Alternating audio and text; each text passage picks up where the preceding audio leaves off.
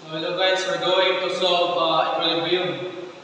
So determine the horizontal and vertical components of reaction at in A. So here's our example B. So at point B, we have the distance of 0.75 meters and we have the 30 degrees angle. Then at point A, we have the distance of 1 meter and 0.5 meter, and the load is 60 Newton. So we have the moment 90 Newton meter. So here is our free body diagram. So the supports are removed and the reaction in B is perpendicular at the member at point B. So also horizontal and vertical components of reaction are represented at point A. So it acts through the centroid of the triangle at 1 meter.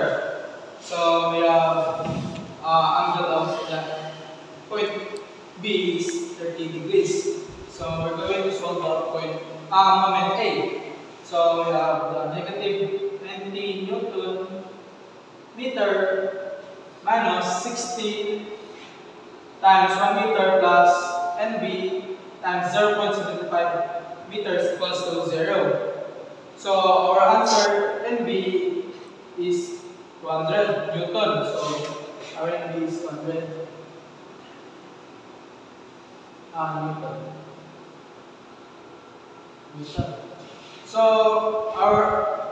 So next is the summation of Fx, and since it is unknown of the Ey and Ex, so we're going to solve this component. So we have Ex minus 200 sine 30 degrees Newton equals to 0, then our Ax is equals to 100 Newton.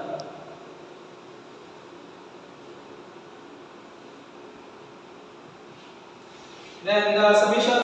So next we're going to solve the Fy. So Ey minus 200 cosine 30 degrees Newton minus 60 Newton equals to 0. So our answer is 233 Newton. Yeah, 233 Newton.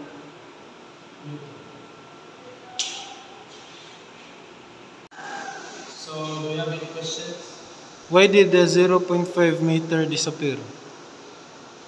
So since there is only one force acting on the member with a distance of 1 meter, so the 0.5 meter is neglected. So we're going to solve the problem where the box wrench in the illustration is used to tighten the bolt at point A. If the wrench does not turn when the load is applied to the handle, determine the turn or moment applied to the bolt and the force of the wrench on the bolt. So we have the given point A going to point B, we have 300 millimeter. And then in point B we have an angle of 5 adjacent, 12 opposite, and 13 hypotenuse. And a load of 52 Newton. And then from point B to point C we have a distance of 400 millimeter. And then point C we have an angle of 60 degrees and a force of 13 Newton. So we're going to divide this 300 to 1000 to get a 0.3 meter. So this is our reading we have. And now 3 unknowns, AY, AX, and moment A. So we converted this meter from meters. So we have 0.4 meters. So this is the concept. So here's the solution. So summation of forces along x-axis is equal to 0.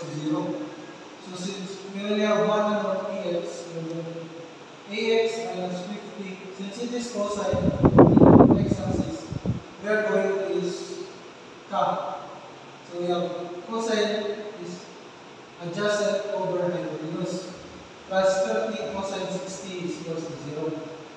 So we calculate this Ax is now 5.00 Newton.